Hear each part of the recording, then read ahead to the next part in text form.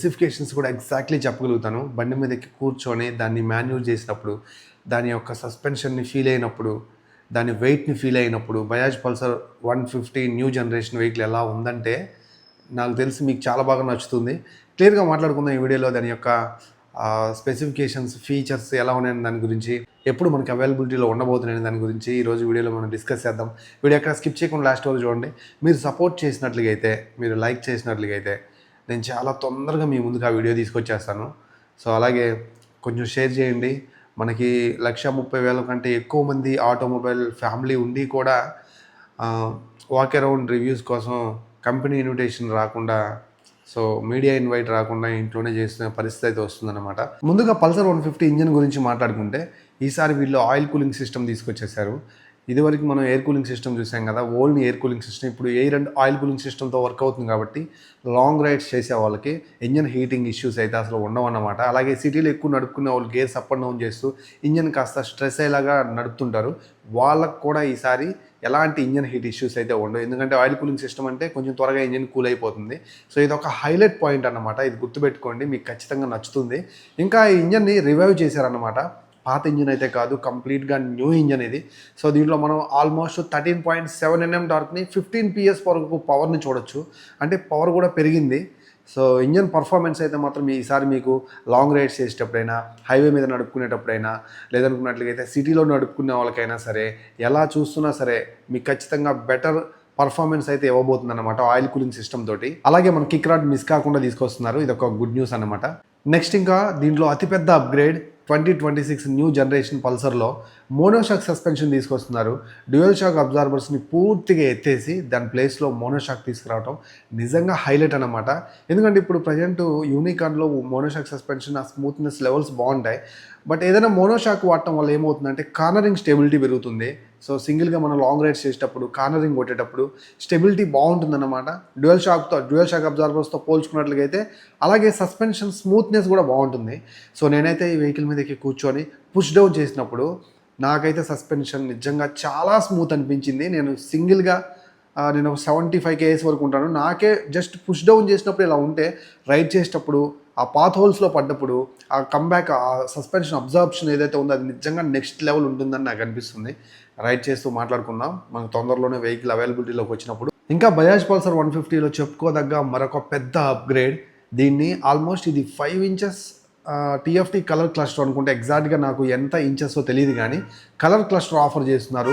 ఇన్నాళ్ళ నుంచి మనం చూసినటువంటి ఏదైతే ఆ నెగిటివ్ కన్సోల్ ఏదైతే ఉందో, దానివల్ల నేను చాలాసార్లు అనుకునేవాడిని కాంపిటీషన్ బయట అలా ఉంటే స్టిల్ ఇంకా నెగిటివ్ కన్సోల్, అది కూడా కొంచెం సన్లైట్లోకి వెళ్ళినప్పుడు సరిగా కనిపించిన నెగిటివ్ కన్సోల్ ఎందుకు తీసుకొస్తున్నారని.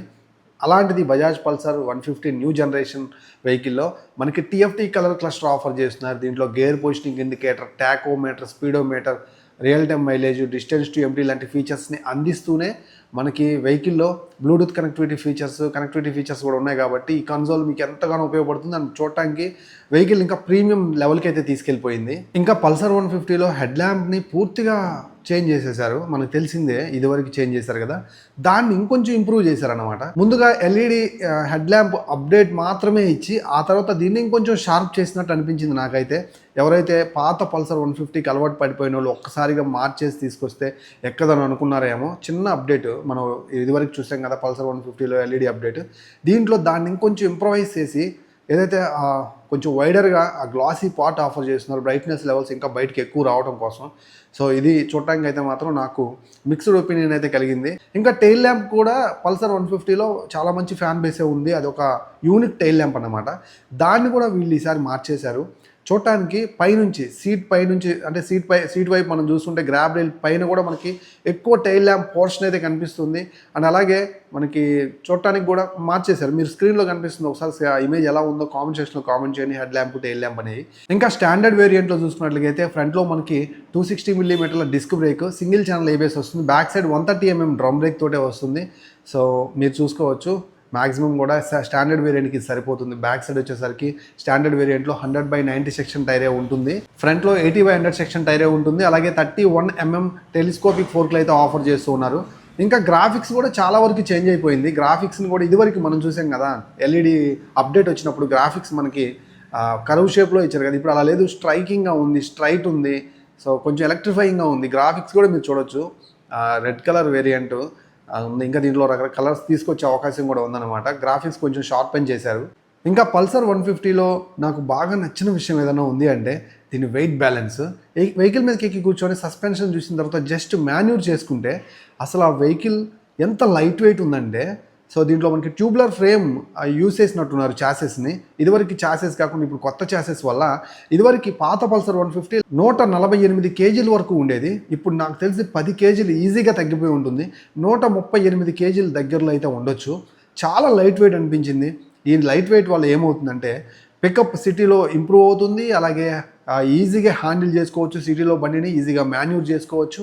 హైవే మీద కూడా చాలా లైట్ ఫీల్ అయితే ఉంటుంది. దీంతో పాటు మైలేజ్ ఇంప్రూవ్ అవుతుంది. సస్పెన్షన్ చూసినప్పుడు, ఫీచర్స్ చూసినప్పుడు నాకైతే చాలా బాగా అనిపించింది అనమాట. సో మీకేమనిపిస్తుందో లెట్ మీ నో కింద కామెంట్ సెక్షన్లో కామెంట్ చేయండి. పల్సర్ 125లో ఇప్పటివరకు మనం చెప్పుకున్న బజాజ్ పల్సర్ 150లో ఎలాంటి ఫీచర్స్ చూసామో అవన్నీ మనం చూస్తాము. ఇక్కడ మనకి ఏం తగ్గుతుందంటే, ఏదైతే పల్సర్ 150లో సింగిల్ ఛానల్ ఏబిఎస్ ఉంటే ఇక్కడ మనకి సింగిల్ ఛానల్ ఏబిఎస్ ఉందో లేదో తెలియట్లేదు. ఉంటే చాలా హ్యాపీ అనమాట. ఇప్పటికైతే కన్ఫర్మేషన్ లేదు కాబట్టి, ఇప్పటి వరకు లీక్ అయిన వాటి గురించి మనం మాట్లాడుకుంటున్నాం కాబట్టి. అండ్ గ్రాఫిక్స్లో చిన్న చిన్న చేంజెస్ అయితే ఉంటాయి. అండ్ అలాగే tail lamp, head lamp same ఉంటుంది. అలాగే మనకి ఇక్కడ డిజిటల్ కన్సోల్ కూడా సేమ్ 150లో చూసిన డిజిటల్ కన్సోలే ఉంటుంది. మోనోషాక్ సస్పెన్షన్తో ఆఫర్ చేస్తున్నారు. ఇంకా ఇంజిన్ పర్ఫార్మెన్స్ విషయానికి వచ్చినట్లయితే దీంట్లో మనకి air cooled engine, SOS engine offer చేస్తూ ఉంటారు. 11 Nm టార్క్ని 12 PS పవర్ని ఇచ్చే అవకాశం అయితే ఉంది. కొంచెం పర్ఫార్మెన్స్ అయితే ఉండొచ్చు. ఇంకా లైట్ వెయిట్ అయింది కాబట్టి, కొత్త ఛాసెస్ కాబట్టి ఇన్స్టెంట్ పికప్ కూడా బాగుంటుంది సిటీలో నడుపుకునే వాళ్ళకి, అండ్ డైలీ కమ్యూట్ చేసే వాళ్ళకి, హైవే మీద నడుపుకునే వాళ్ళకి ఇది ఖచ్చితంగా ఈసారి చాలా రీఫ్రెషింగ్ అయితే ఉండబోతుంది. ఇంకా 93 ఇప్పుడు వరకు అయితే మాత్రం పల్సర్ 125 90,000 92,000 రూపాయలు ఎక్స్‌షోరూమ్ ప్రైజ్లో చూసాం కదా. ఒక 2,000 రూపాయలు పెరిగి 94,000 రూపాయలు ఎక్స్‌షోరూమ్ ప్రైజ్లో పొందే అవకాశం అయితే ఉంది. ఇక మైలేజ్ విషయానికి వచ్చినట్లుగా అయితే ఈసారి లైట్ వెయిట్ అయ్యింది. ఇంజన్లో కూడా కొంచెం రిఫైన్మెంట్ పెరుగుతుంది అనుకుంటున్నాను. అలాగే ఏదైతే కొంచెం ట్యూనింగ్ కూడా బాగుంటుంది కాబట్టి, లైట్ వెయిట్ ఛాసెస్ కాబట్టి ఖచ్చితంగా 55 కంటే ఎక్కువ మైలేజ్ 60కి దగ్గర దాకా మనం పొందే అవకాశం అయితే ఉంది. అలా కనుక జరిగితే మాత్రం పల్సర్ 125 ఖచ్చితంగా ఈ 125cc ఏదైతే కంప్యూటర్ వెహికల్స్లో బెస్ట్ వెహికల్, గేమ్ చేంజర్గా అయితే ఉంటుందన్నమాట. ఈ స్పెసిఫికేషన్స్, ఫీచర్స్, ఈ యొక్క డిజైన్ తోటి ఇది బజాజ్ పల్సర్ 125 150కి సంబంధించినటువంటి almost all specifications. So vehicle వచ్చిన తర్వాత మనం డౌట్గా అనుకున్న స్పెసిఫికేషన్స్ గురించి ఒక క్లారిటీ కూడా తెచ్చుకున్నాం. సో వీడియోని మీరు ఇప్పుడే లైక్ చేయండి. నెక్స్ట్ వెహికల్ వాక్ అరౌండ్ చేద్దాం. బండి నాకు తెలిసి ఆగస్టు 12th రిలీజ్ అవుతుంది. అప్పటి వరకు వెయిట్ చేయండి. మన ఛానల్లో మనకైతే వీడియో వచ్చేస్తుంది. రైడ్ చేద్దాం, రైడింగ్ ఎక్స్పీరియన్స్ని చూద్దాం. కొనేవాళ్ళు ఎవరైనా ఉంటే హోల్డ్ అవ్వండి ఇంకొన్ని రోజుల పాటు. కొత్త పల్సర్ 125 150 చూసే మీరు హ్యాపీగా వెహికల్ తీసుకుందరు కానీ. సో ఇలాంటి వీడియోస్ కోసం మన ఛానల్ని ఇప్పుడే సబ్స్క్రైబ్ చేసుకుని వీడియోని లైక్ చేయండి. మరొక వీడియోతో మళ్ళీ కలుస్తాను. అంతవరకు సెలవు. నేను మీ Srikanth signing off. Bye by.